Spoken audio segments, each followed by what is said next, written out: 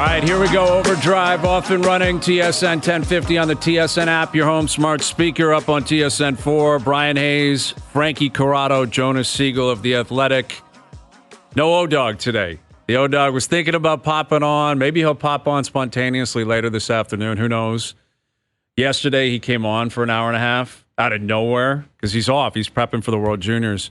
Then at the end of his time, like he was leaving at like 5:30. He's like, you guys on tomorrow?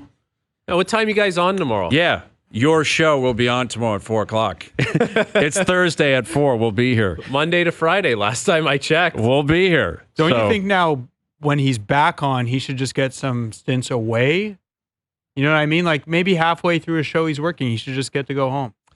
I don't want to give him any ideas, Jonas. He's probably watching right now. He's taking notes. Do it. There you go. You can hook him up. Leave. But he's they got a big couple of weeks, because I was in here doing some stuff with Gino earlier and over getting makeup done, which is taking longer every time. Like I'm realizing I'm more tired. I'm getting older. You can tell like the makeup artist is like, this is a real sculpture. Like we got to put in some time on this. There's guy. certain things they reach for when you're like, yeah, oh no, like, not that. Yeah, when they're really working on the eyes and stuff, it's like this guy's a mess. Yeah.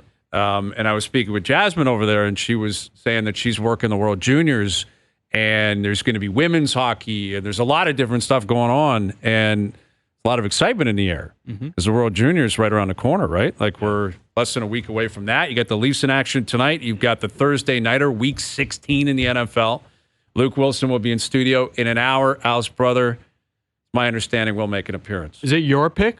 It is our pick. That's a tough game. It's a very tough game. And it's a a good big game. It's a great game. Yeah. Right? Al Michaels should be engaged tonight. Al, I think, will be happy. You never know what you're going to get out of Al, but he should be happy. He lives in L.A. It's not much of a commute for him. I wonder if he still gets the hotel set up, even when it's like a home game for him in L.A. If I were him, I would. Jonas and I were just talking about those points, hotel points or Aeroplan points. Get the points. Take those. Those are free money, man. Like my understanding is he's had it in his deal, ironclad, private plane everywhere, and he stays out like a specific like. Come again? Did you say private plane everywhere? This guy? Well, not like hey, I want to on a Tuesday. I'm going to Vegas. No, but for the game, he's flying private. For Absolutely, every game. He's that is my understanding. Is he lives in L.A. and let's say he's calling a Giants game. It's like, all right, fire it up. And I'll be at LAX at 3 in the afternoon. And I guess when you're the GOAT, you can do. That's the thing. He is the GOAT, and it's also like separate hotels. It's like 5-star for like. Oh, every else is staying at the rest Courtyard of the Marriott. He's at somewhere the else. Yeah, which again, when you've reached that type of status, you are a Hall of Famer. I think you told me this, and I still can't get over it, that he doesn't eat vegetables. Yeah. That just blows my mind. Well, he said that. He's never knowingly eaten a vegetable, which is completely outrageous. Like actively dodging vegetables to the point where he is like repulsed if he sees something with a vegetable in it. Where they were doing a game recently, they were in Nashville or something, and it was like Nashville hot chicken, and there was like a piece of lettuce you could see, and he was like, nope, not eating it, disgusting. Did you see there was one broadcast where they brought it up, and he goes, no, steaks and chops, that's it. Steaks and chops. Another thing in his deal, I don't know, what am I, his agent? Like, I don't know how I know all this. I'm obsessed with Al Michaels in his contract. You want to get the same deal want it here. so desperately. I'm dying for the Al Michaels deal. Is at halftime, he eats a steak. They send a steak up for him. Wow. Yeah, and it is cooked to perfection. This guy, he's got 15 minutes and he is crushing a steak. And is it just a steak? Like he's obviously not getting asparagus on the side. He's probably getting mashed potatoes. But potatoes are a vegetable, though. You're right. Doesn't count really, though. I feel like he's going with mashed potatoes. Yeah, I think so too. Yeah. Probably garlic mash. Or like if he's really into this and he's really bought in, he's going steak, mac and cheese. That's what he's doing. That's like the ultimate American steakhouse experience. They love a mac and cheese on the side down there. You get a creamy mac and cheese going with a porterhouse. There's nothing more American than that. You get buns coming out. You've got, I'd like to know that. I'd like to know what's on the side. Like, what is Al Michaels eating? You got to study Al Michaels, actually. Dude, he's got a Keith Richards vibe. Like, he doesn't eat vegetables. It's just all good. Like, this guy's 80, and he's still calling games, and he's still great. Voice is spectacular. Yeah. Doesn't get very excited anymore. Yeah, he's understandable. He's kind of seen it all, and he's like, yeah. And there's the field goal, and it's game over. Yeah, he needs to kind of bring it up an octave. And we'll see if it happens tonight. What game did they have last week? It was a blowout. Well, it was the Vegas Chargers game. Oh yeah, which was 60. Which was so embarrassing. And it was like 30-0, like 20 minutes in. Yeah, it was 28-0, I believe, at the end of the first quarter. Something crazy like that. And Al knew. He's like, I'm done here. We have nothing. And I hope for his sake that's not the case tonight. But yeah, Rams, Saints, like serious playoff implications. The Saints are still chasing it in the NFC South. The Rams are just chasing a wild card spot in the NFC. So it should be a fun game. Luke Wilson in studio in about an hour. Leafs are down in Buffalo tonight. And I saw Tage Thompson talking about the amount of Leaf fans that are in the building and how it pisses them off. And it's like an added motivation for them to play better, which I would think it would be the opposite, like almost out of spite. You'd be like, our fans aren't here, screw it. Like these people, they don't support us. And I would think if you're a Maple Leaf, you would think it would also be equally as inspiring that your fans travel and support you the way that they do. Yeah. So I think it at a minimum, it just balances out. Well, I think from having experienced living in Toronto my whole life, we love waiting in line. We love signing up for things as soon as we possibly can. Whereas in Buffalo, that's probably not the case. So people in Toronto will scout out the schedule as soon as it hits and bookmark these kinds of games and say, yeah, we're not going to Scotiabank Arena. Let's go down to Buffalo. Let's grab the game there. So everyone in Toronto buys up all the tickets. And Sabres fans probably say, you know what? I'm actually kind of sick of watching this team lose all the time. I'll catch it on MSG tonight. Like, I'll just catch it on TV. And you can make a ton of money. Like, you Leaf fans will buy your tickets for twice, 3, 4 times the price.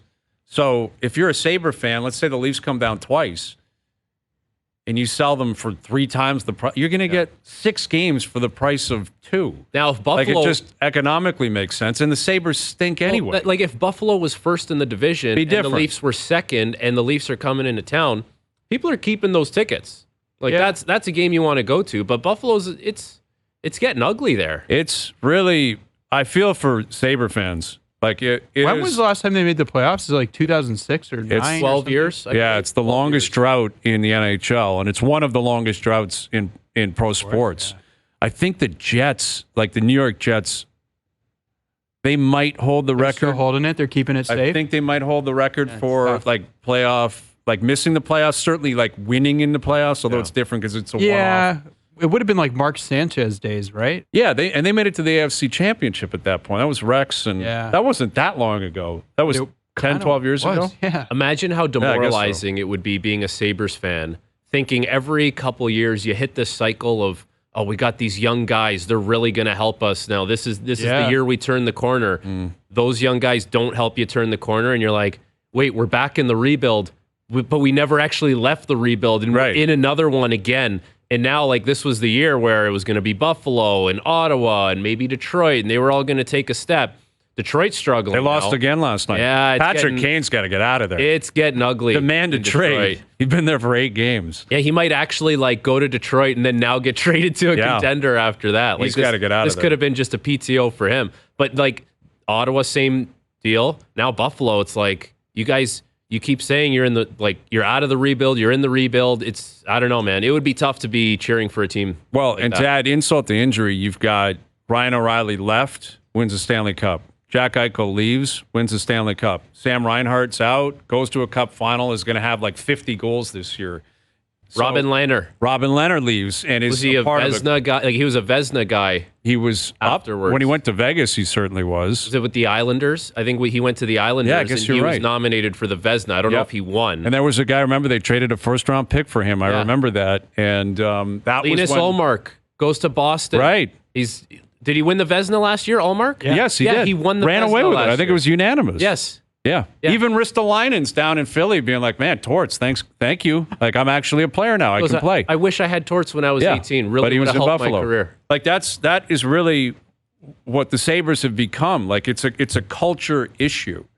And I think it has to stem likely from ownership. It generally does. When you have problems where it's just ineptitude year after year after year, turnover in management, coaching, etc., at some point, there's got to be that one common denominator, and it's probably the owner. But they've created this culture and this complete lack of identity. Like, this is going to sound harsh, and I've been harsh to other teams before, so I guess it's consistent. Here we go.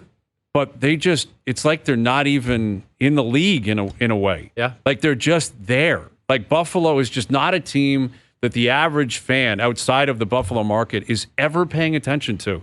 And that's too bad because they've been around forever. It's a great hockey market. It's a small market, but you're talking a big fish in a small pond. Yeah. And it's just, they've got nothing. It's a like very Buffalo, passionate fan base. Like it does. Every year. It's a great hockey market. And great minor hockey, 100%, everything. and they produce players there now. Like, and every year the regional TV kind of rankings come out. Buffalo's near the top. Like, people care about that team. Absolutely. But it's weird. Like, you look at their young talent, you're like, that guy's pretty good. That guy's pretty good. That guy's pretty good. And yet, nothing. Well, go through the list. They got 2 defensemen that you would take in the top 5 of like young guy defensemen. No? Right. Rasmus Dahlin and Owen Power. Any team is going to look at those guys and say, like, that's a franchise number 1 guy. Am I wrong there? No, I don't think so. For both first overall picks. Right. Tage Thompson, really good player. Alex Tuck, really good player. That Dylan Cousins, really good. Like, I don't know. You look at it on paper, they should be much better than they actually are. And last year, the coach, Granato, was getting praise from everyone because he had that team playing pretty well at certain points. And now it's like, if you look at... They're running him out of town. I don't know if it's FanDuel or some of the books have him as like the most likely coach to get fired next. Yeah, because the cat calls, right? Yeah. Like generally it's the mob kind of dictates what's going to happen. It's like you do that and you just get the coach fired. I know. They're like, no, we can't subject the coach to that anymore. Right, it becomes a mercy thing. And I wonder if the coach is ever like, I don't care, I want to keep coaching. Yeah, I'll just keep my job. Yeah, I'd like to, A, keep getting paid, B, I'd like to get out of this. Yeah. Like I have pride in what I'm doing here. And it's just been a constant turnover. And like Ottawa and Buffalo, they're the same. Like it's small markets, ownership. That's why I think Ottawa has a better chance of digging out of it because they have the new owner. And Andlauer, you got to invest heavily, and you've got to abide by the stability mindset. Like put people in place, let them do their job. You almost have to really exaggerate it, Hayes. Like you really got to make everything over the top to make a point to everyone in the organization. Like we are drastically different than what was here previously. Yes, exactly. And then you look at where the Leafs are at. Where I understand the Leafs have the same conversation but different context, and it's about actually winning in the playoffs, right? Where like they were where Buffalo is now, where Ottawa is now. They were there for like 10 years. Yeah. There was a decade where that was them. Remember that was the bar? Like, can they make the playoffs? Right.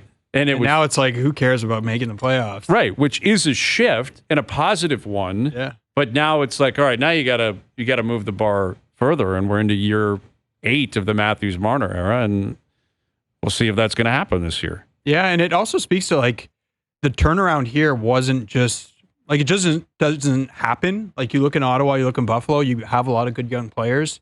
You're not just automatically going to be anything. No. And I guess they had different players. Like Matthews is like a once in a whatever ever type player. Yeah. And Buffalo doesn't quite have that, but like all the surrounding pieces, they've made it work here. Yeah, I mean, Eichel's not far off Matthews. Matthews is better. Yeah. He's better. But he's not, well, there's 50 players better, like in terms of rankings in the league. There's another thing with Eichel. It's like, how miserable was that guy there that, there was the surgery and the neck, whatever it was, and he couldn't wait to get out of there. Yeah. But And immediately he was the one, flourishes. and he was the one who was cast in the negative light as being hard to work with or suck. And it's like, no, man, the guy knows what he wants. He's hired some of the best doctors in the world. Sure enough, he goes to Vegas. He's been healthy and he's been successful. And the Sabres are still where they are. So you can do the math on that one. Yeah, no kidding. As for the Leafs tonight, Ilya Samsonov is going to play. Let's play the clip here. This is Sheldon Keefe kind of going Bill Belichick here. It's not exactly a ringing endorsement on why Samsonov is getting the nod tonight. Well, he's got to play. We got to get him. We got to get him going here. So that's really it. I don't know if that's playing over the air. It's not. All right. Well dead air, but yeah. Were you there, Jonas? Were you there? Paraphrasing. No? But I know what he said. Okay, you want to play the role of Sheldon Keefe? Yes. Ask me the question. Why is this? Yeah, why is Samsonov getting the start tonight? Well, he's got to play, basically. Okay. We need to get him going. We gotta. Yeah. And that's basically it. Like, yeah, I'm not surprised at all that he's playing. They have to get him in at some point. If you're not going to play him today, you're going to play him Saturday. Why not play him today? And like, Buffalo's not that good. Maybe hope he has a good start, and then maybe you can play him on Saturday.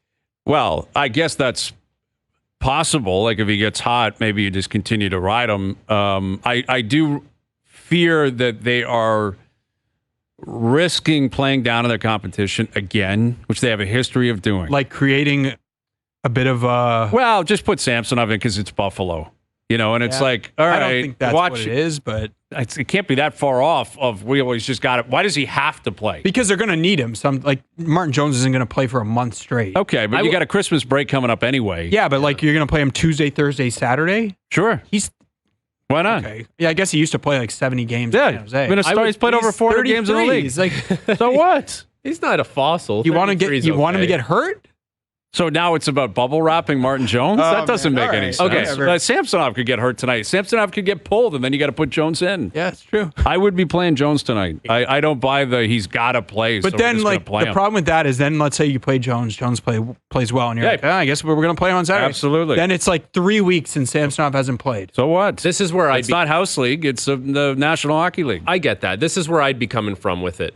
At some point, and we talked about this yesterday at length, Samsonov is going to need to play through whatever is holding him back right now. Mentally, physically, like you just got to get through it. You just got to play through it. How do you do that? You need games. You need games to play. He's probably not going to stack 2 in a row at this point. Like Jones will do that. Maybe it's 2 for Jones, 1 for Samsonov, whatever the case may be.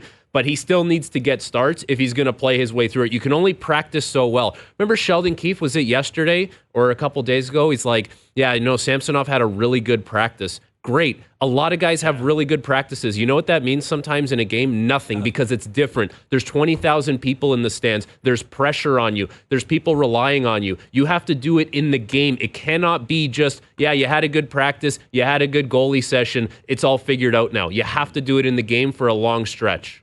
Yeah, and listen, at the end, it's a moot point because he's going to play.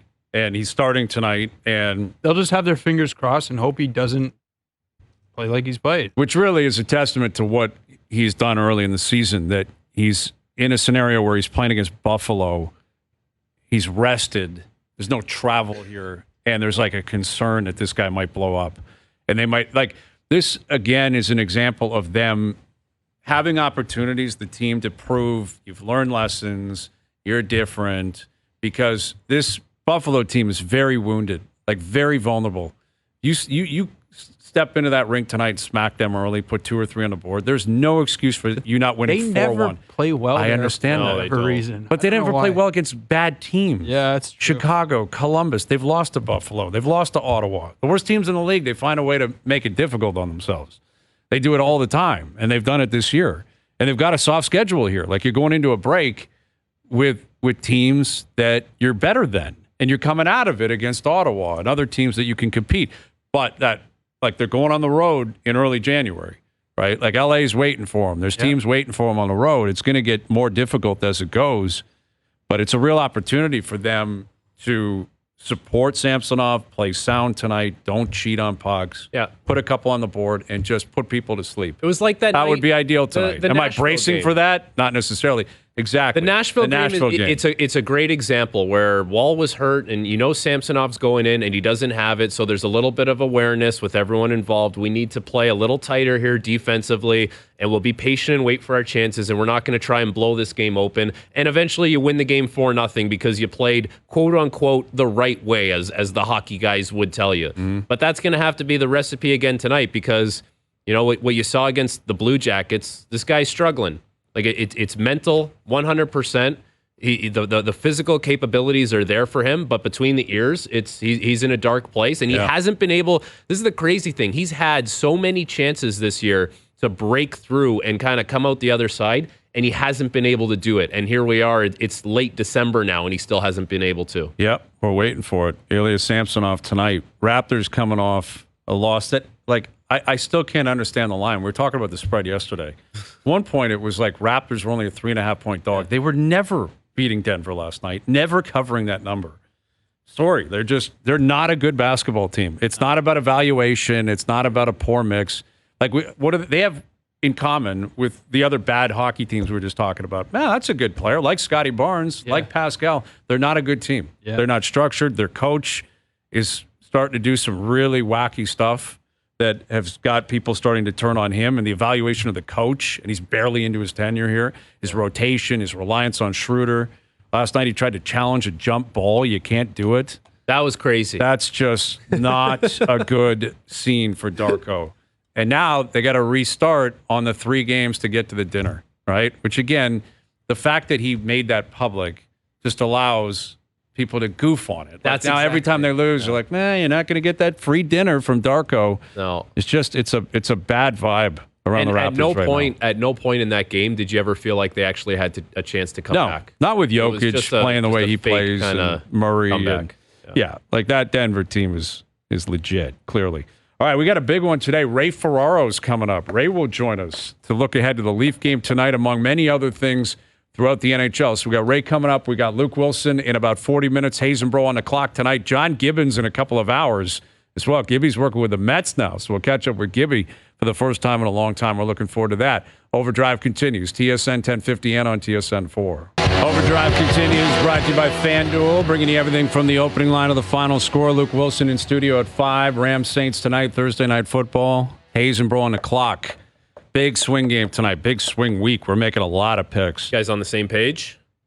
Absolutely. Whew. Yes. Tremendous information, gut instinct. It's a lifestyle, and Al's brother and I, we're living it, man. And you got all the bots behind you. We got a lot of bots. Got all the bots. Got a lot of people that support us online. They may not be real people, but they're there. They have accounts. All right, Leaf Sabres tonight. Bunch of games in the NHL tonight. Bunch of Canadian teams in action.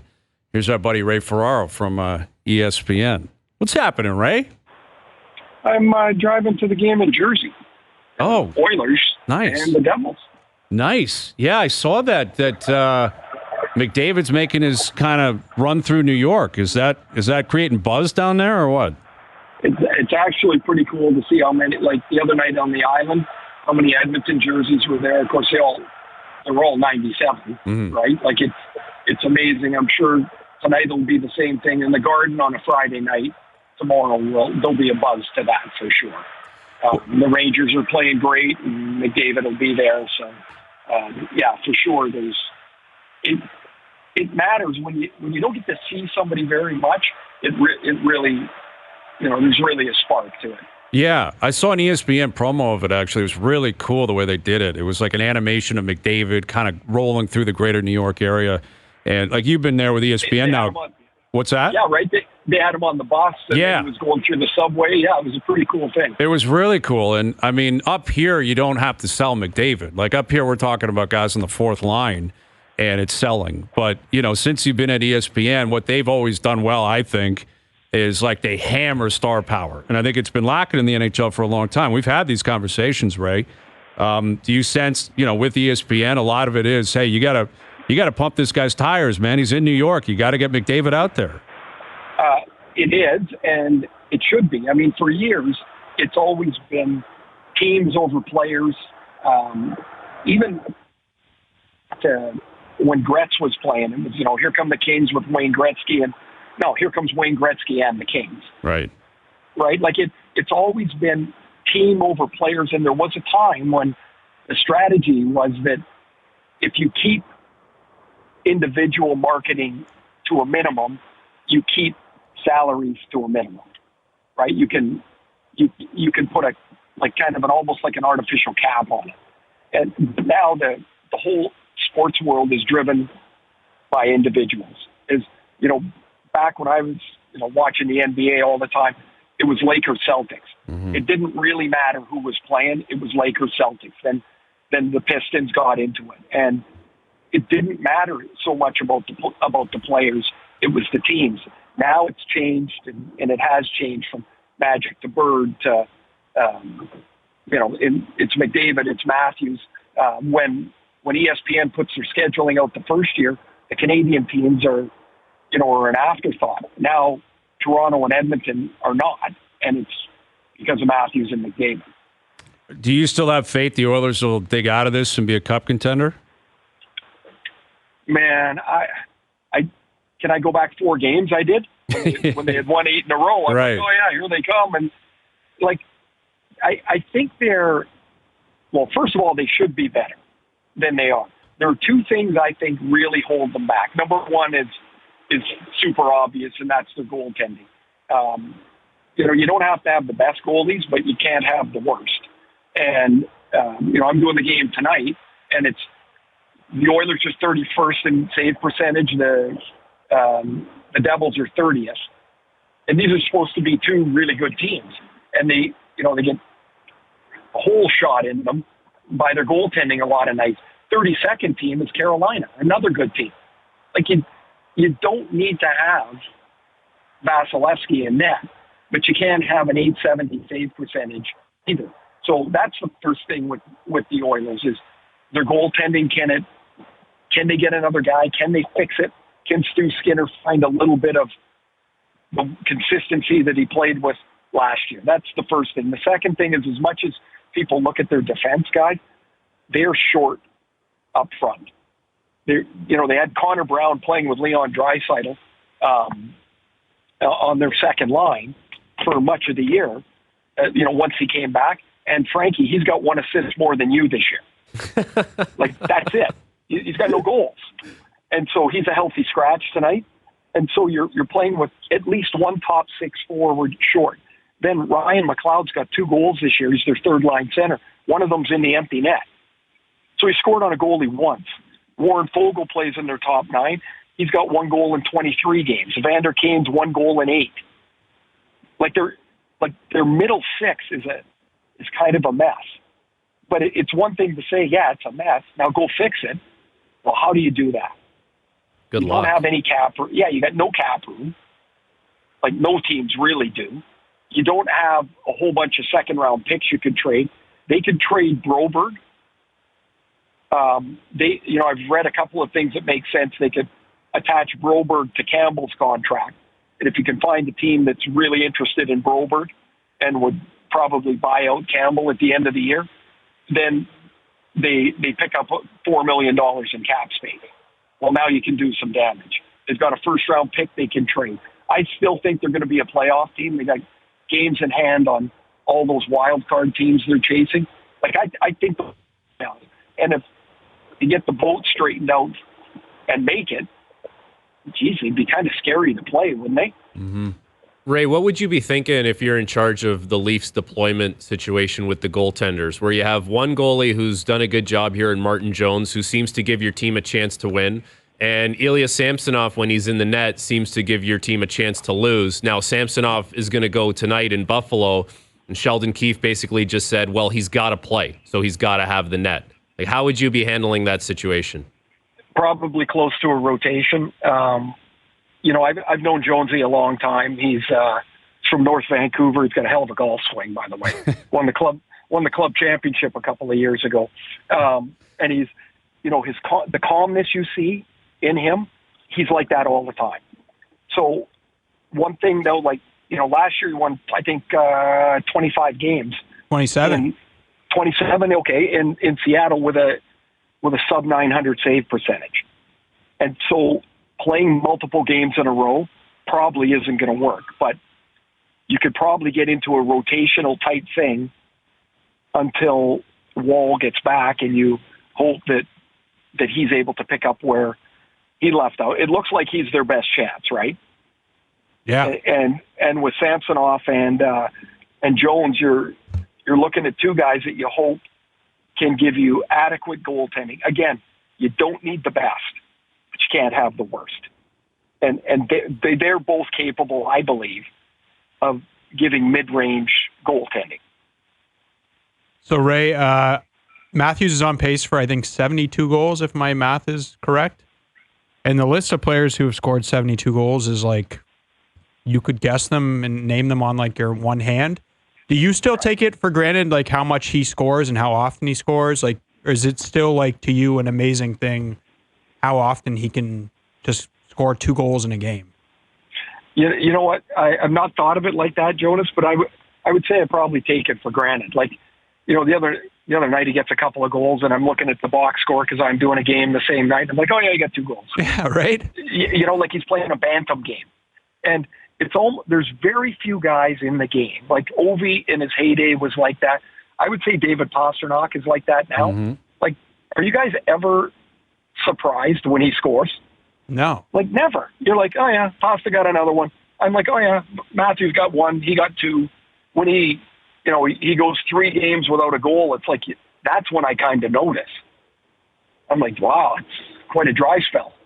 And then he gets 2 the next night, and you're like, oh, he's got 2 goals a game.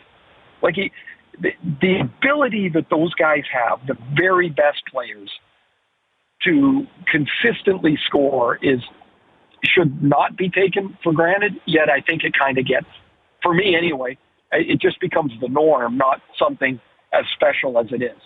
Yeah, they become victims of their own success in a way, where you look at a guy like Brock Besser and what he's doing this year, Sam Reinhart, and you're like, wow, that's just incredible. And meanwhile, Matthews got more goals than both of them. Yeah. And Matthews is going to likely continue to blow past them and I think run away with the Rocket.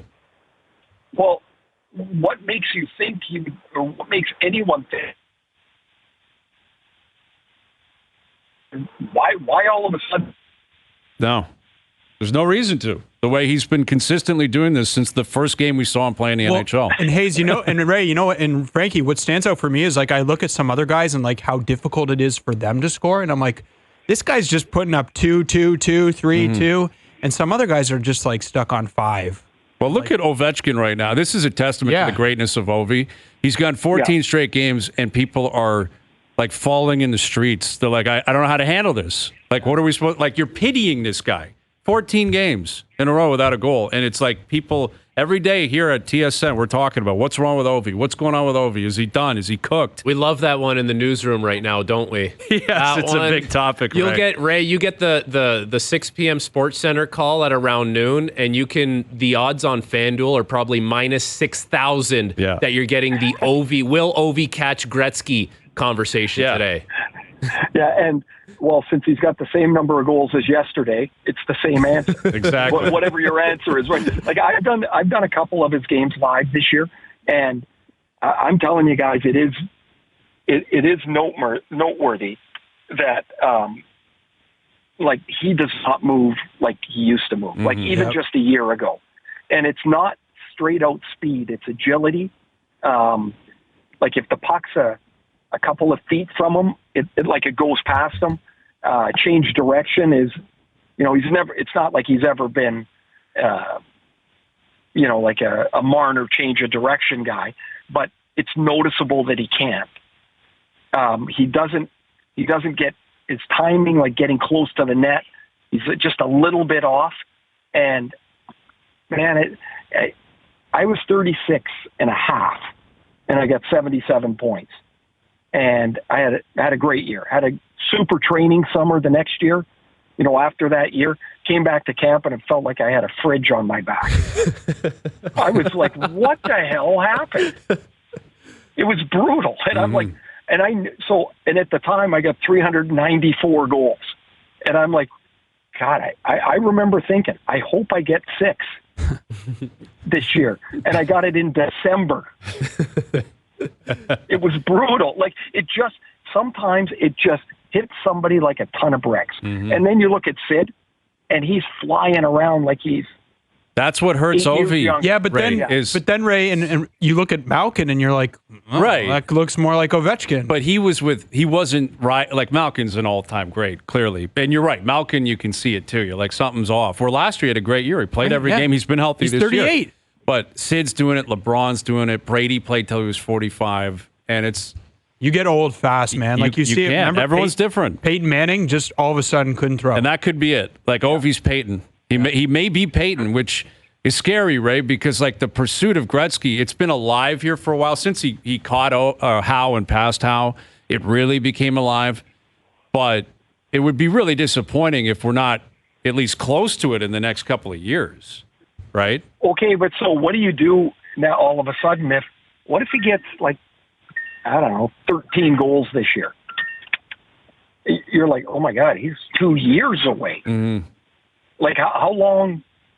He'll play till he's in a walker. I think he'll Yager this. He will keep He'll playing, Yager it. and the owner's going to keep him coming back. Yeah. And really what he's going to need is probably a centerman, like someone who can really set him up. But are you going to out to acquire a centerman for that?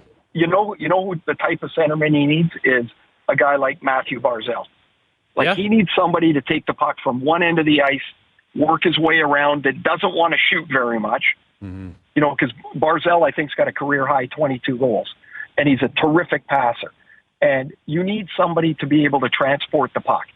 Part of the problem in Washington is, Backstrom, unfortunately, his hips gave out, and that was it for him. Kuznetsov went from 31 to 39 years old, like, in a week. Yeah. Like, he's another guy, like, you watch him and you're like, he got old fast. And so who's going to open up the ice for him? Because he needs help. Yeah. For years, he didn't need help. He just bowled his way over top of everybody, and that was it. And I don't think there's any question the years have caught up to him. He's heavy and clunky on the ice. And unless that can change, I really think it's going to be really difficult to envision him having like a 30-goal year all of a sudden. Ray, do you think there's something weird going on in Colorado right now? Because it was Mikko Rantanen responding to Arturi Lekkonen's dad, who had some words to say in the Finnish media, and then Devon Toews basically has a WWE heel turn in front of an ISO cam, saying that if guys think that they're playing well, like they're kidding themselves.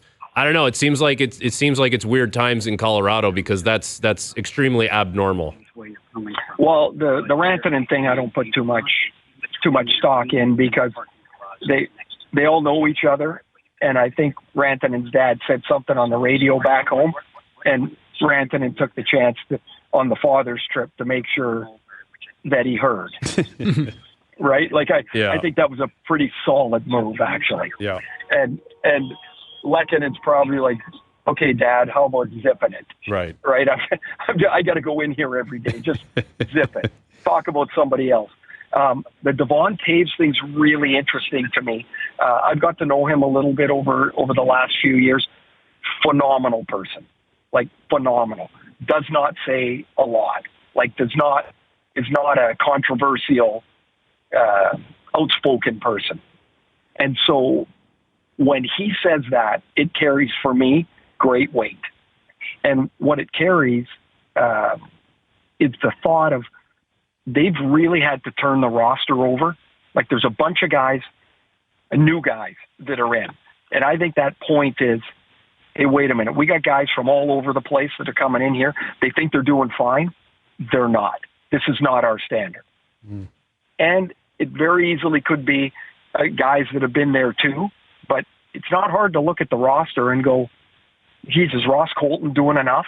Is Ryan Johansson doing enough? Is Bo Byram, who's been there, is he doing enough? And you can, Frankie, you can trick yourself into thinking, yeah, I'm doing fine. Did that many nights, I can do better. Mm-hmm. Yeah, right. And I did it more. And so you can, the longer you play, the longer you do it, or the more you do it. And you start telling yourself, no, I'm fine out there. I didn't. And then when you sit back, you're like, yeah, I didn't do anything. Like, yourself. And I thought if Nate McKinnon would have said what Dave said, it wouldn't have carried as much weight, as crazy as that might sound. Mm-hmm. Yeah, that makes sense. Like, McKinnon can be a hothead too, right? McKinnon can pop off. I also don't think it's a coincidence McCarr's been out of the lineup, and all of a sudden it's that'll like, hurt. Yeah, like specifically with Toews, he's like, I don't have that guy over there helping me out every single shift. That goes a long way, I would think. Well, just as much as we know injuries play such a big part in all of it, if you take somebody that is the best at their position in the league off of your roster, who the hell is going to replace that? Nobody. Who's got another, hey, we'll give everybody another 4 minutes. Great. Yeah, thank you. That's not going to work. Dump and chase. 4 more minutes of dump and chase. and get off the ice. Anyway, it'll be a fun one tonight down there. We appreciate you doing this, buddy. Merry Christmas. Happy New Year. We'll chat soon. And enjoy the game tonight. Yeah, Merry Christmas and all the best of the holidays for everybody. And it's always, great to come on with you guys. Hayes, don't give up this. You've got it going here. Yeah. Don't fall asleep at the switch here. I won't. We're moving, man. I know you're tracking things, right? We're moving. I'm tracking. And any time that you can Photoshop into somebody that's shredded, I'm all game for it. And one other thing, I was disappointed Noodles wasn't on. What? Would you get into a car with no driver? He's an insane person. I was appalled by that. Like I'm gonna have a conversation when I see him next. I texted him and I said, were you scared? He goes, no, it was awesome. Like, are you nuts? I know. He's a big technology guy. Like, he's got a Tesla. Not like some of the drivers you get in are amazing drivers. There's literally not a driver there, though. I know, but Jonas, that's a good point. It is valid, but at least, there is technically someone there. There is a sounding board you can talk to. Computer to ask what the hell you're doing, as opposed to a program in a computer. But anyway. Yeah, no chance I'm getting in that car. I'm with you on that. I'm with you. You'll be All right, walking. buddy. Yes, that's the move if need be. I'd prefer it. All right, Ray. We'll do it again soon. Take care, guys. There he is, Ray Ferraro, our TSN ESPN hockey analyst. That's a good point by you, Jonas. Like some of the Ubers I've been in. Oh, my God. I've been scared where I'm like, I don't trust this individual at all. And he's got my life in his hands. Right, but the difference, the way I see it is you can talk to that person and say, excuse me, slow down. You know what I mean? Like, hey, there's a bike people over love here. that, eh? No, I understand that, but still, it is a paid service. Where, what are you going to yell at Elon Musk? I got in one, I remember. Technology and stuff. Yeah, exactly. Yeah, but Rick Wilde in there. I remember I got into I think it was an Uber in Florida, and the guy just like ripped out of the parking lot. I was like, oh my God, what's going to happen here? And he floored it. He was like, what am I going to be like? I know. Excuse me, sir. Would you mind slowing down? I understand where I'm not here saying that every driver is great. I've been in situations like that before. I remember we were in Athens once. We got picked up. We flew into the airport. The guy was falling asleep at every light. I'm not kidding. I was yelping at him because like he barely spoke English. I'm like, I was basically making loud noises. Waking him up? We'd hit a red light and this guy would start dozing and then I'd start talking to him and he'd snap out of it and start going. Oh my. It was basically like I was in a driverless car before the technology was available. And Athens is crazy. Like, as you can imagine, this is not the countryside. Like, it's just bedlam. There's streets. Like, there's one-ways. It's crazy. What would scare you more about the driverless Uber? It potentially getting into an accident, like it doesn't read the road or anything like that? Or you can't get out of the thing? What if it malfunctions and you're trapped in there and you cannot get out? I had never thought at that angle. That terrifies me even more. You're right. Like if something happens and a system locks in and they're like, alert, and you're like, okay, let me out. Like, no, the alert means you got to stay in. You live here now. You're our prisoner, and the thing just keeps driving, and you're like, where the hell are you going? Because that's some like warped, crazy, scary stuff. But that's the kind of stuff where like you talk about bots and like someone overtakes the system of a car and is like, actually, you're not leaving, and we're going to drive you to the middle of nowhere. Al's Brothers bot farm hacks the Uber in Scottsdale. That might happen if we don't get a win tonight. We need a W with the Rams laying, I think, 3.5. All right, Luke Wilson in about 15 minutes. Overdrive continues, TSN 1050 and on the TSN app. All right, Rams Saints tonight. I'm seeing that Yoshi Yamamoto is going to be at the game tonight with Shohei Ohtani. That's what people are reporting online. Are the Dodgers in on him? Yes, absolutely. Front runners, I think. They are going to land him. Yeah. Oh. He's going to go to the Dodgers because Ohtani's making like $45 this year, and they're just going to give all that money to him. Yeah. Because it sounds like Yamamoto is going to sign it could be a 6, 7, 8-year deal, which is wild for a guy who has not pitched a game. And one of them, the majors. I think it'll be one of the highest for a pitcher ever. Yes. Maybe the highest. Yeah, they're saying upwards, like, who knows, but maybe $300 million. I think Garrett Cole got 300 plus. Like this will be the highest first-time contract? For just pitcher, any or of contract. any contract. Possibly, like if it's a 10-year deal at, $32 million a year or something like that, Which I don't see. How do you commit 10 years to a guy that has not pitched a game in the majors? Well, that's the thing, man. Don't you need to see him a little bit in the majors? You would think. But he's in his prime. He's in his mid-20s. You assume you're going to get 5, 6, 7 good years out of him, even if he's not winning Cy Youngs. Let's say he's a second or third guy in your rotation. The Dodgers have that kind of money. So do the Mets. So do the Yankees. It seems like one of those three teams, but like landing Ohtani and having Ohtani chaperone you around L.A., it's going to be tough for a Japanese player to say no. No. Like, really difficult. I wonder if Gibby could give a good sell for the Mets. We'll ask Gibby him on later in the show. Like, what are you doing to pitch someone to come play for the Mets? Just don't show him your Ted Lilly tape when Gibby was chasing Ted Lilly down the tunnel. Yeah. Just don't. Make sure you let him know you'll never do that. Spend a day with Gibby in the city. Gibby takes you around. Like John Gibbons in New York is such an oxymoron. Yeah. Right? Even John Gibbons in Toronto. And obviously, he's a baseball lifer. He's been around everywhere. But this guy lives on like a ranch in San Antonio. Do you know that, how would you know this? The name of our fantasy baseball league is John Gibbons Punch-Out. Because in honor of Ted Lilly. Yeah. Who else he got into another dust-up.